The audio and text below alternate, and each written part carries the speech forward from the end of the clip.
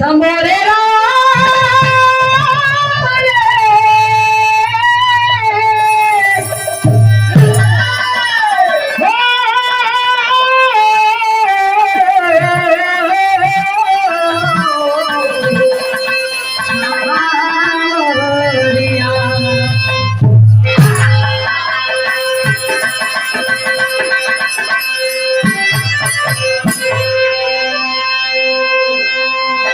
चार लाइन का भूमिका कवि जी बिरहा के अंदर लिखलन कैसे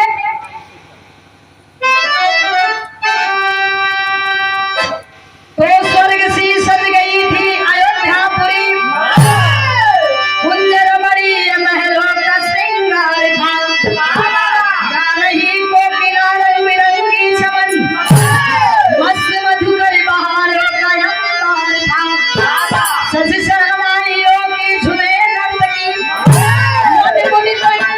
मन मुदित नाचने गीत गाने लगे वेद विधि ब्याह राजा हरिश्चंद्र की अयोध्या से बारात जाने लगी।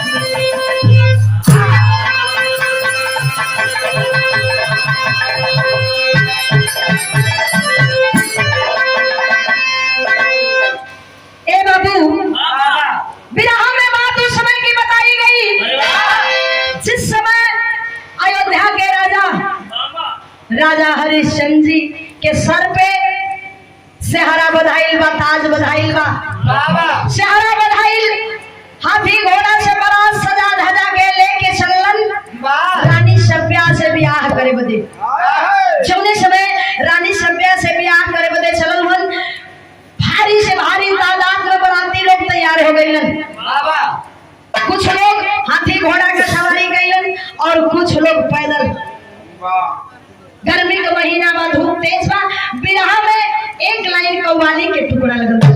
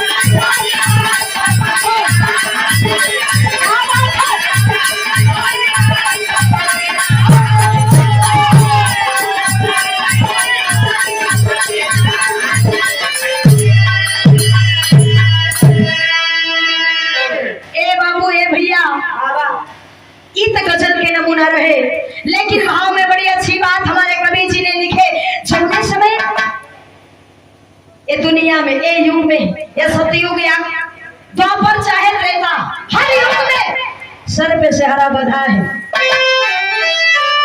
राजा हरिश्चंद्र के जौने समय सर पे मुकुट बधल बा, हाथी घोड़ा से बारात लोग सजा धजा के लेके चलल हुए। समय के बाद पता हो गई था भैया तनी सा आवाज बढ़ा दीजिए।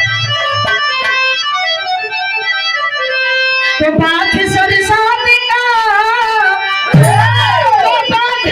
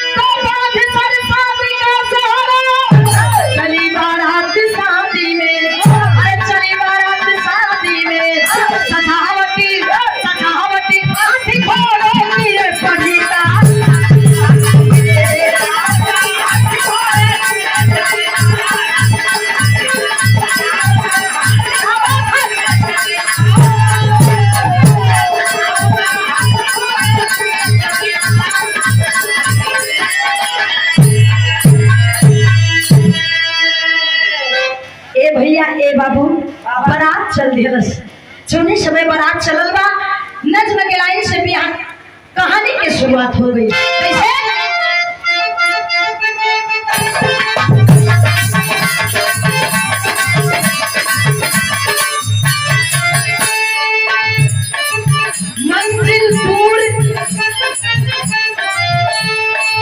मंजिल दूर गर्मी धूप पैदल जाना है, मंजिल दूर गर्मी धूप पैदल जाना है, मिलिए के बाद वही दोपहरी बिताना है।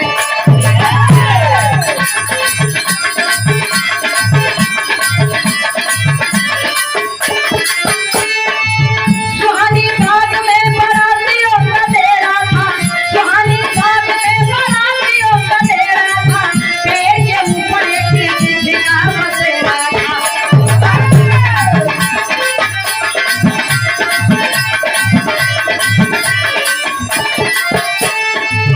माता चिट्ठी से सोने समय धीरे धीरे बारात चलल बा। गर्मी का महीना है, धूप तेज है, ये भी तनी सा धूप तेज है, गर्मी का महीना बा। बारात एक बगीचा में पहुंचल। राजा हरिश्चंद्र जी सोचलन की धूप तेज बा, गर्मी का महीना बा, बाराती लोग एकदम हैरान परेशान हो कहे ना बारातियन के ही बगीचा में कुछ समय बदे विश्राम करे का आदेश दे दी। आदेश दे दिया राजा हरिश्चंद्र जी, आदेश दे देलन कि जितने बाराती है सब लोग इसी बगीचा में विश्राम कर ले। तुम्हारी बीत जाएगा। जब धीरे धीरे चूड़ हुई, सांझ हुई, तब बारात के लेके रानी सभ्या के दरवाजे पे चल गई। माता की दृष्टि बोली तो जाना होगा। बारात रुक गई। चौना पेड़ के नीचे राजा हरिश्चंद्र जी और राजा हरिश्चंद्र जी के मित्र जेकर नाम बतावल गई कायस। दोस्त बैठल हो ना, वही पेड़वा के ऊपर एक गिद्ध और गिद्धनी का बसेरा रहे। गिद्धनिया पेट से रहे और गिद्धवा से कहे, एक गिद्ध राजा बड़ा ढेर दिन से हमारे मानव के मांस खाए का इच्छा कैले बा। बाबा कहे, कैसे कहे? माता की दृष्टि बोली सुन जाना होगा, माता की दृष्टि बोली सुन जाना होगा, आज मानव के मांस हमको खिलाना होगा।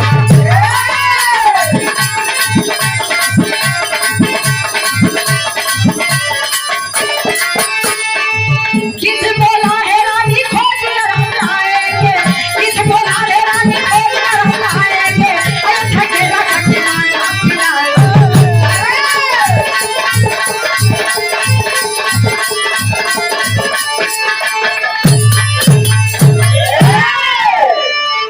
गिद्धनिया गिद्धवा से कहे, एक गिद्ध राजा बड़ा ढेर दिन बाद हमार मानव के मांस खाए के इच्छा कैले बा।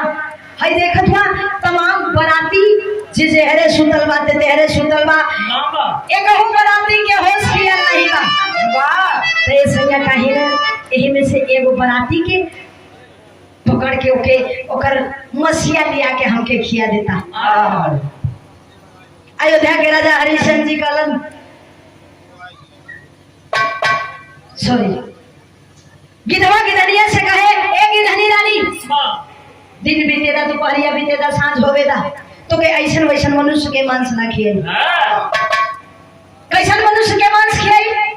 एक सत्यवादी मनुष्य के मांस खियाई, ताकि हमनी के होवे वाला बच्चा सत्यवादी हो। जौनी समय तनी बतिया गिद्धनिया सुनलस, सवाल कैलस। बिहार में एक लाइन गीत है,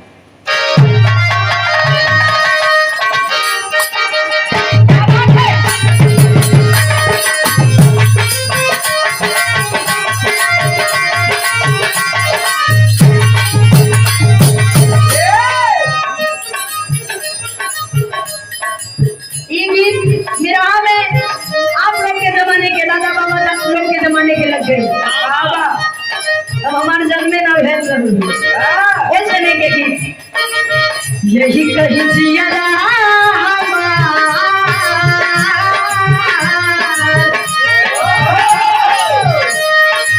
यही कही जिया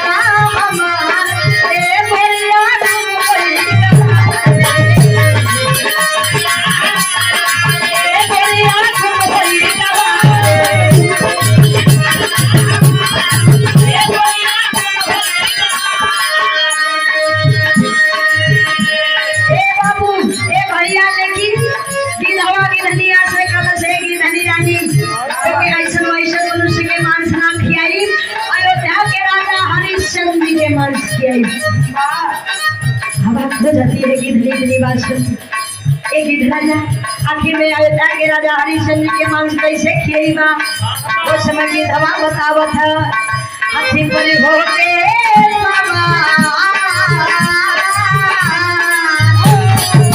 हाथी पर होके बाबा विराज और पूजा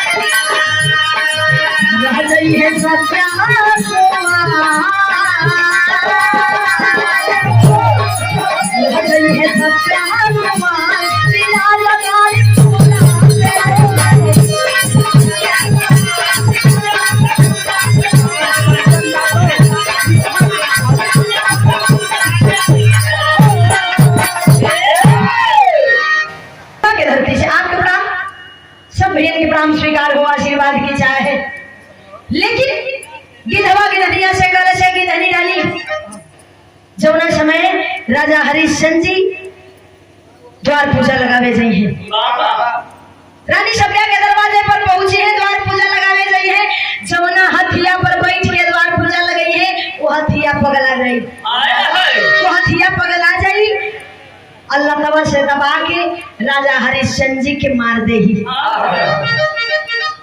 आय हरे ए सैया ये स्वामी जी राजा के बचला के कोनो उपाय तो हुई वो समय की दवा कल से की धनी रानी राजा के बचला के केवल एक ही उपाय है कि हमनी जौन दोनों प्राणी आपस में बतियावत ही ई बतिया के उनका बगला में जौन उनकर मित्र कायास्थ जी बैठल हुन सुनत हुन और समझत भी हुन गिधनिया कल से सैया वो हमनी के बात के कैसे समझ सकलन हमनी पंछी है और वो एक मनुष्य हुआ लेकिन उस समय विधवा कला से रानी कायास्थ जी के वरदान है कि हर पशु पक्षी के बतिया के सुन सकलन और समझ भी सकलन हमनी दोनों प्राणी जब आपस में बतियावत ही बतिया कायास्थ से सुनत हुन लेकिन कायास्थ से अगर ये बात कोनो मनुष्य जाति से मानव जाति से बता दी है तो ए रानी कायास्थ का पूरा बदन सर से लेके पैर तक पत्थर हो जाएगी गिधनिया कलश आए है रेशमिया तो कोनो उपाय हुई उस समय गिधवा कलश रानी राजा के बचला के उपाय है विराम में एक लाइन गीत लगा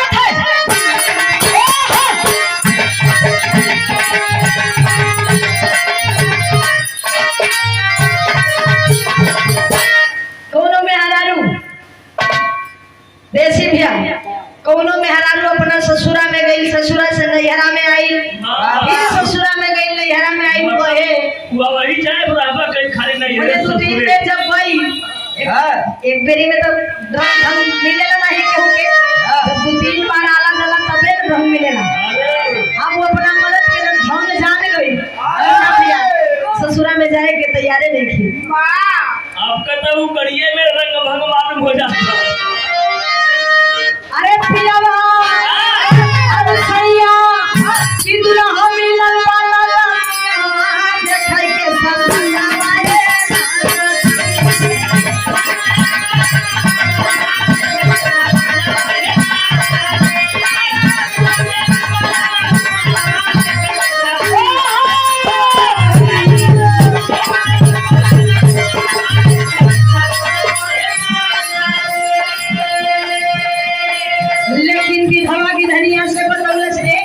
राजा के मौत निश्चित है यहाँ का राजा के जान सकते गई, लेकिन जौना समय रानी सभ्या से ब्याह करके अयोध्या नगरी में लेके गई है, सुहाग रात कच्छ में सुहाग रात मनावे गई है, वहां भी राजा के जान के खतरा राजा के होई है गोरिया सुहाग वाली रतिया ए गोरिया राजा के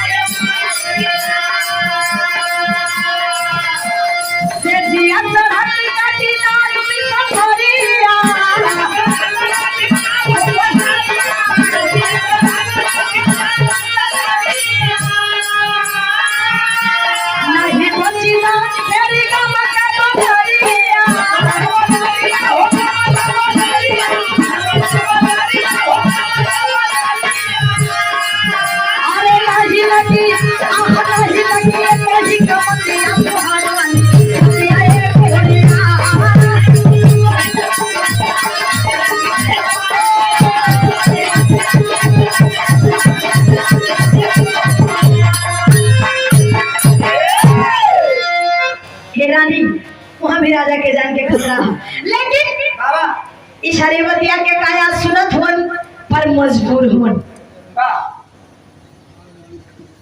ई बतिया के काया से सुनत हुन। अब इधर के बात इधर छोड़ल जाइए भैया, ए बाबू बारात वो बगीचा में से चल रहे रानी सभ्या के दरवाजे पे बारात पहुंचल बा। जोने समय रानी सभ्या के दरवाजे पर बारात पहुंचल, बिरहा में विदेशिया का भाव दिया।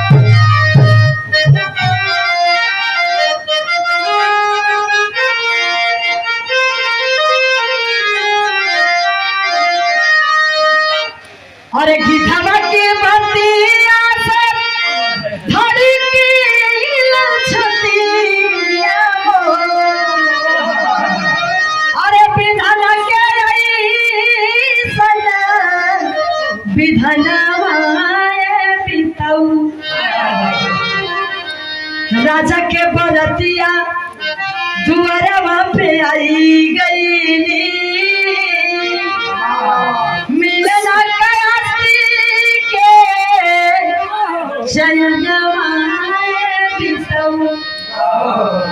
राजा हरिश्चंद्र जी से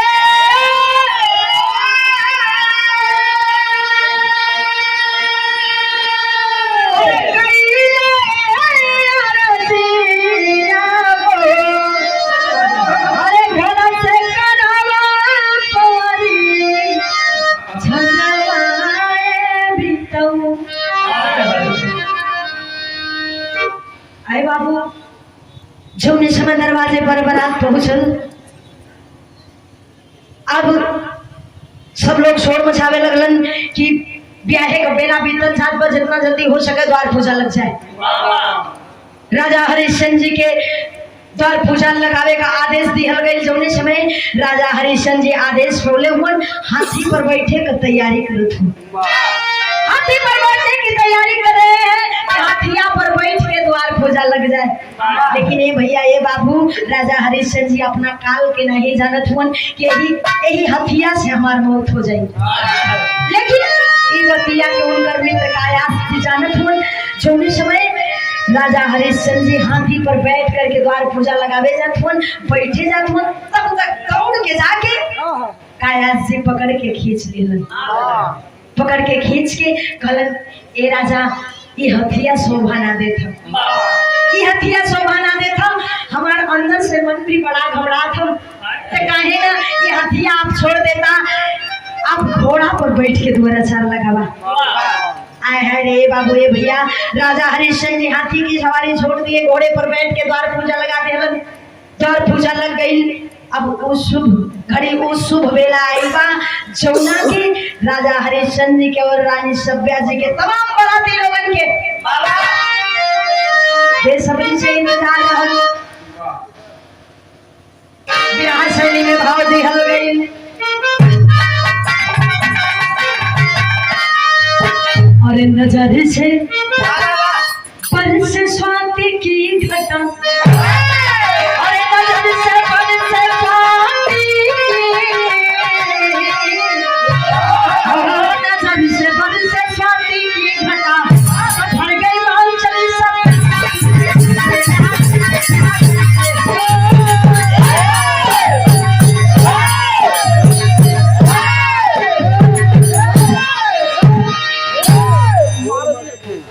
नजर से बरसे स्वाति की घटा, भर गई मांग चली सभ्या बाबुल के घर से, नजर से बरसे स्वाति की घटा।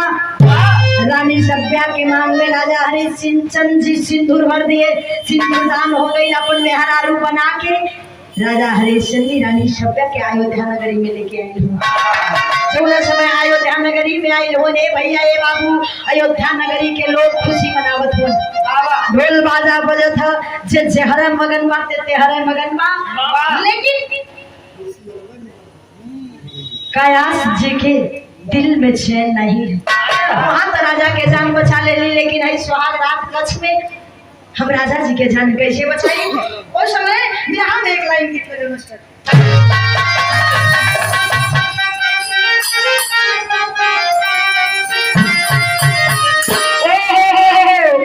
कोनो मेहरारू बा देसी भैया, बड़ी एक नंबर के फैशनदार मेहरारू, फैशन वाली मेहरारू मिलना तो मर्द के बेच देगी। अरे हमारी पायल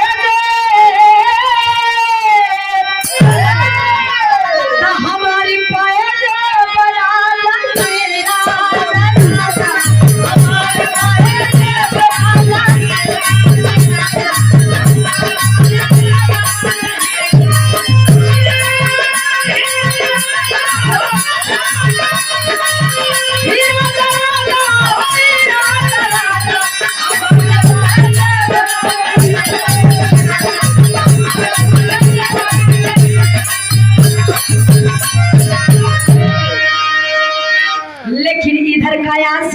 चैन नहीं बा। तब तक राजा हरिश्चंद्र जी घूमत फिरत अइलन, कहलन एक आया हमार विचार है कि तू हमारे बचपन का मित्र हुआ, बचपन का दोस्त हुआ, कहे ना हमारे सुहाग रात वाला कमरा तू ही सजा देता अपने हाथ से।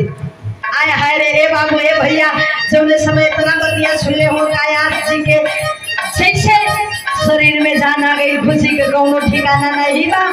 अब हर किस्म के फूल ले लेलन, एगो दौरा में फूल भर लेलन, वही दौरवा के नीचे एगो तलवार छुपा के रख लेलन, लेके चलल हुन। अरे कमरी कसी के कमरी कसी के बांधा फेरा, कमरी कसी के बांधा फेरा।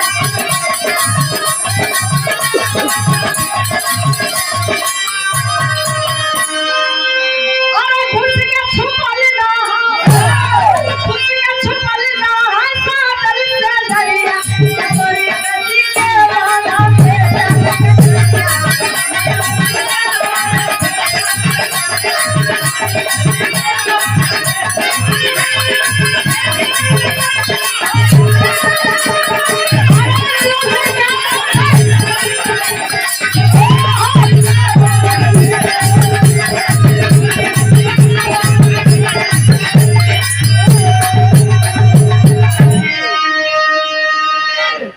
कमर कस के एकदम तलवार लेके आया जी सुहाग रात वाले कमरा में पहुंच गई, कमरा के सजा दिलन।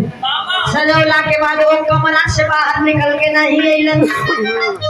अब इधर धीरे धीरे शाम हो गई बा, उस शुभ घड़ी उस शुभ वेला आइल बा, जौना के राजा हरिश्चंद्र जी के इंतजार रहे। समझा दे राजा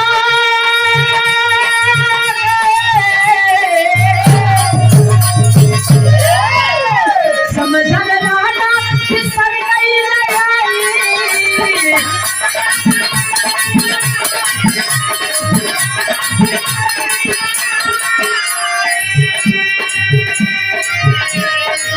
भगत लगी दिया भगत लगी दिया भगत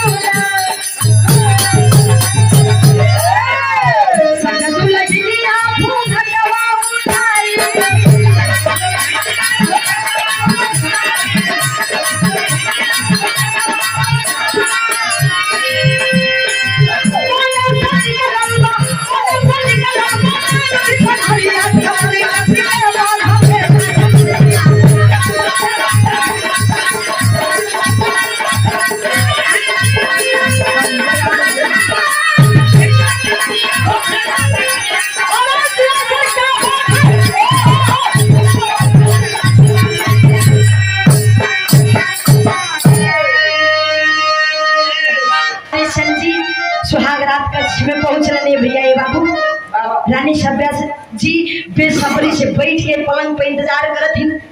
राजा हरिश्चंद्र जी पहुंचल हुआ, रानी सभ्या से बतियावत हुआ घूंघट जे वही राजा हरिश्चंद्र जी ऊपर उठौले हुआ।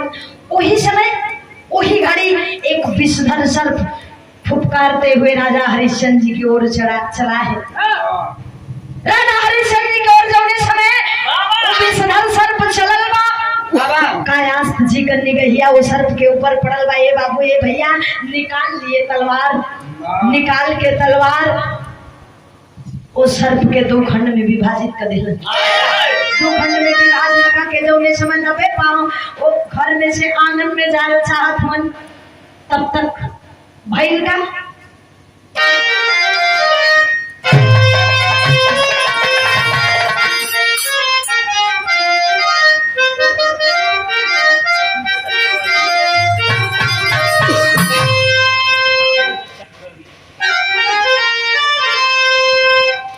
देखिए जब कायासी सोचलन कि हम जान तो बचा ले लिए घर में से कैसे निकली, कैसो न कैसो हमके निकले के हुई। दबे पाँव जौने समय निकले लगल तलवार हाथ से छूट के गिर गई।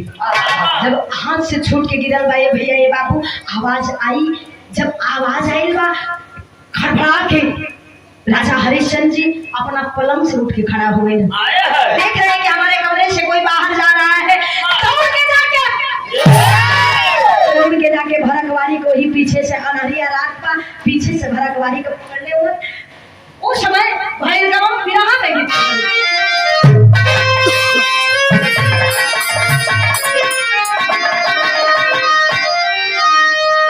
ये देखा स्वर्गीय रामदेव से चवली धूम लग गई।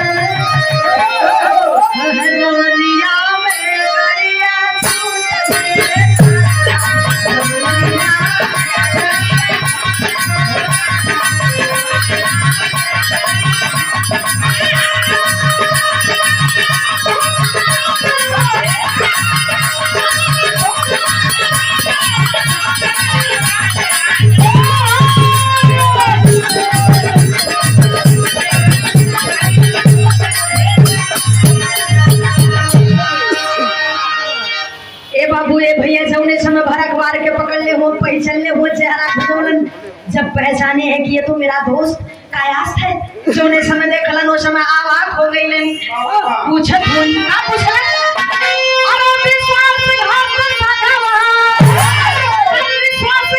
सजवा ये कैला साथी बतावा बतिया कैसे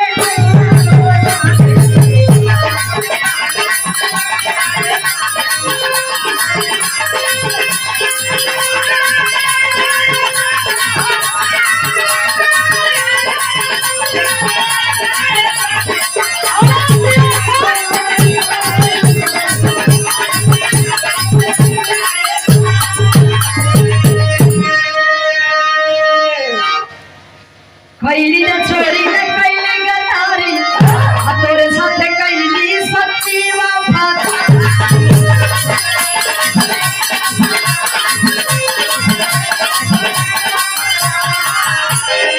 और चाहे कसम हमसे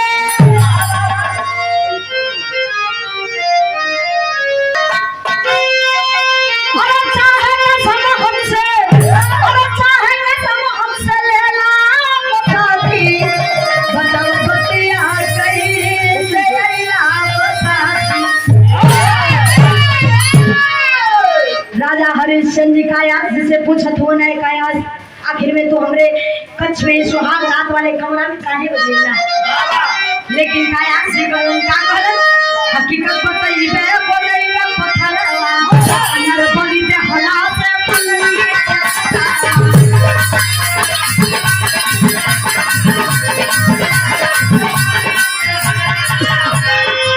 लगे हाथ घर में हमारी ना पता पिछला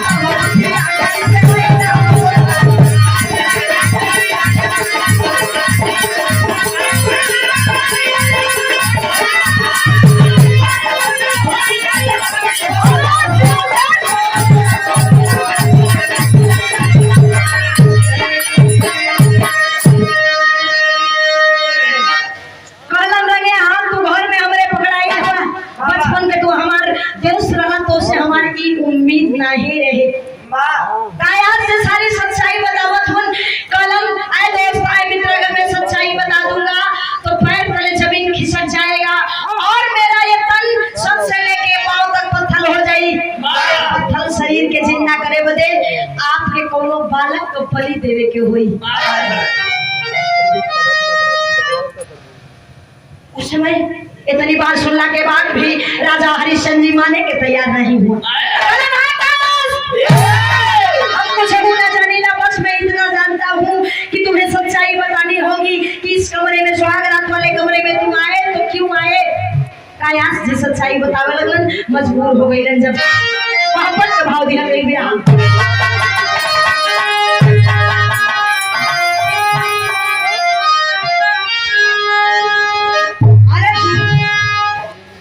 दुनिया में बात 2 दिन का मैं हमारी राजा रानी से, दुनिया में बात 2 दिन का मैं हमारी राजा रानी से, अब की खराज की कहानी लगेगा हमारी राजा रानी से।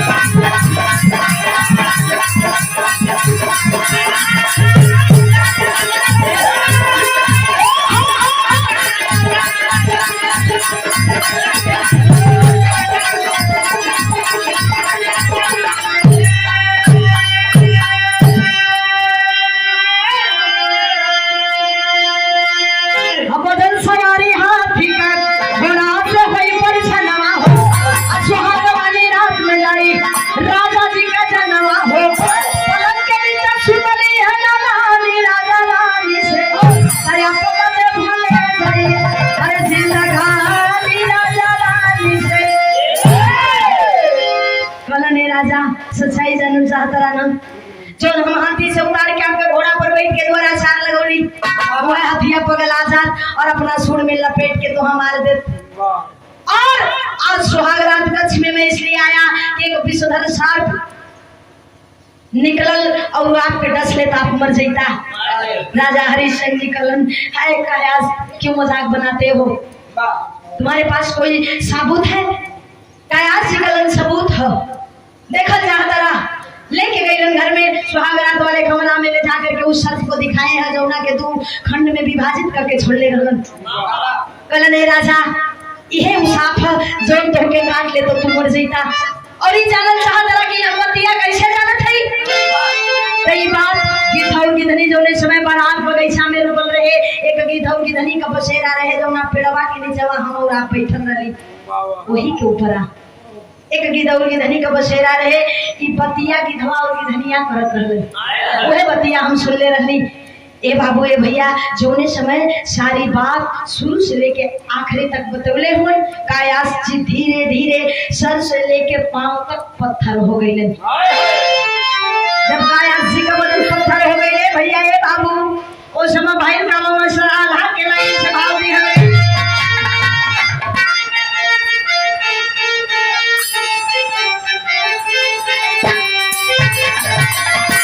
अरे बदन कायास के पत्थर होली गई भैया।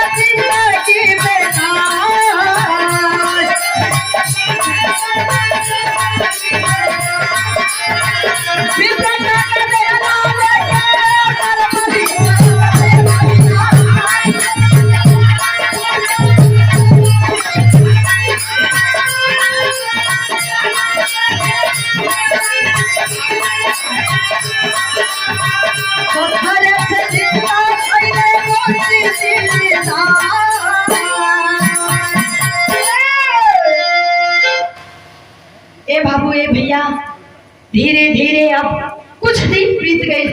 जब कुछ दिन बीत गए राजा हरिश्चंद्र जी के कायास जी का अपने मित्र का याद सतावे लगल कि हमार दोस्त रहत रहे तो हर दुख और सुख में हमारा संगी रहे। ए बाबू ए भैया राजा हरिश्चंद्र जी एक ब्राह्मण के लड़का के लिए आके कायासी के पत्थर के मूर्त के सामने बलि चढ़ौलन बालक बाबा जौने समय बलि चढ़ौलन उसी समय राजा हरिश्चंद्र जी को ब्रह्म दोष लगा है। जब ब्रह्म दोष लगल बा ये भैया ये बाबू उस समय भइल का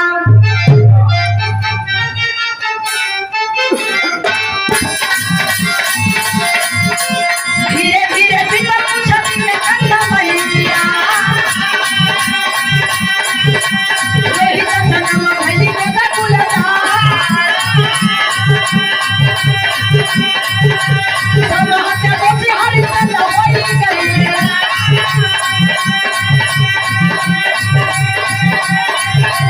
गुरु विश्वामित्र भइल पुत्र में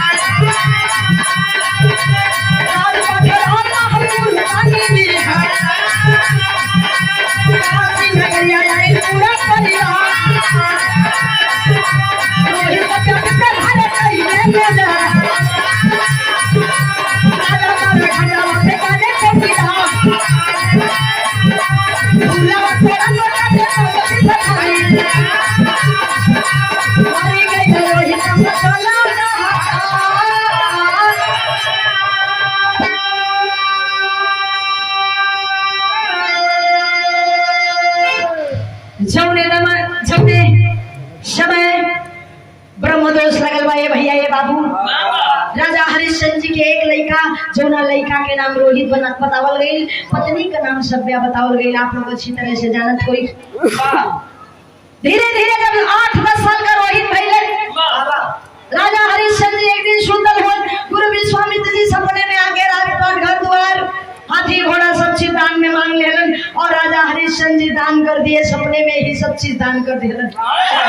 सुबेर भाई गुरु विश्वामित्र जी दरवाजे पे आ गए आके कहलन है राजा हरिश्चंद्र जी ये भाड़े का घर खाली करो ये तू दान कर देला रातों रात दान कर देला तो यहाँ तोहर का बचल बा।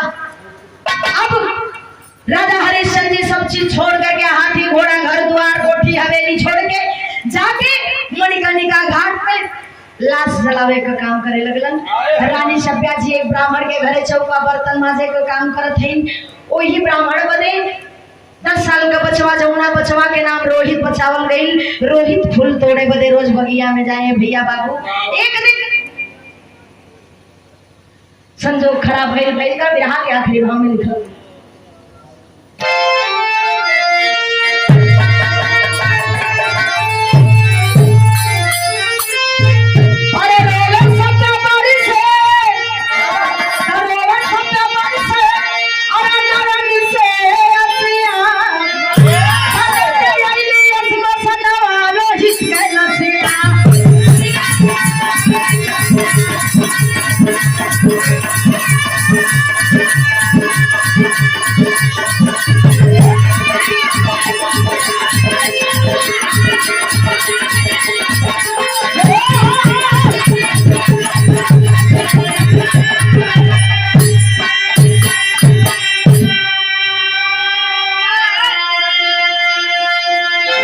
रोहित मुन्ना जौने समय भूलो ब्राह्मण बदे तोड़े गई बगिया में एक विषधर सर्प निकला रोहित मुन्ना के पैर में घुस गेलन।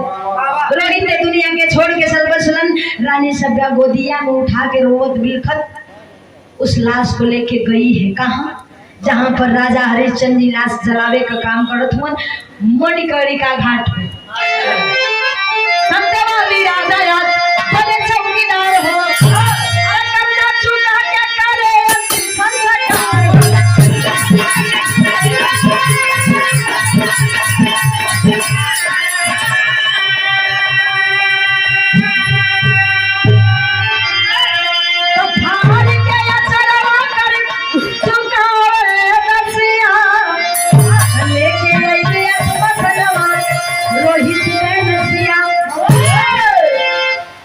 जौने समय राजा हरिश्चंद्र जी से अग्नि मंगले हिनो बचवा के दाह संस्कार करे बदे सत्यवादी राजा हरिश्चंद्र जी रानी सभ्या से वो आग का कीमत मंगले हुए। ऐ रानी पहले कीमत अदा कर दो इसके बाद ही अग्नि मिलेगी। जौने समय कीमत अदा करे के बात कहिए बोले बाबू ये भैया इंद्रासन डोल गया राजा हरिश्चंद्र जी के सत्यता को देख करके रानी सभ्या जी पकड़ लेती हैं, आंचल फाड़ने के लिए चली है। बिरहा के आखिरी भाव में निकल गई मास्टर। अरे कटमल इंद्र समुद्र स्वर्ग से भी मनावा, अरे तीनों प्राणी धैर्य सीधे स्वर्ग में निकला।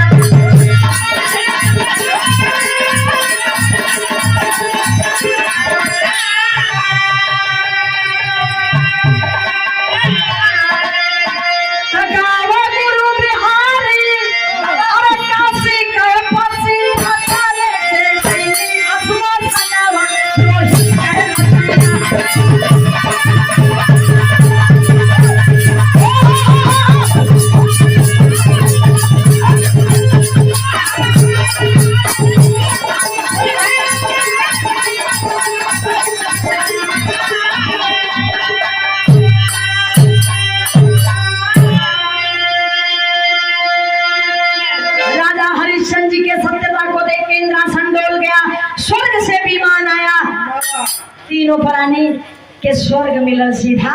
एक से ब्याह के कहानी समाप्त भइल।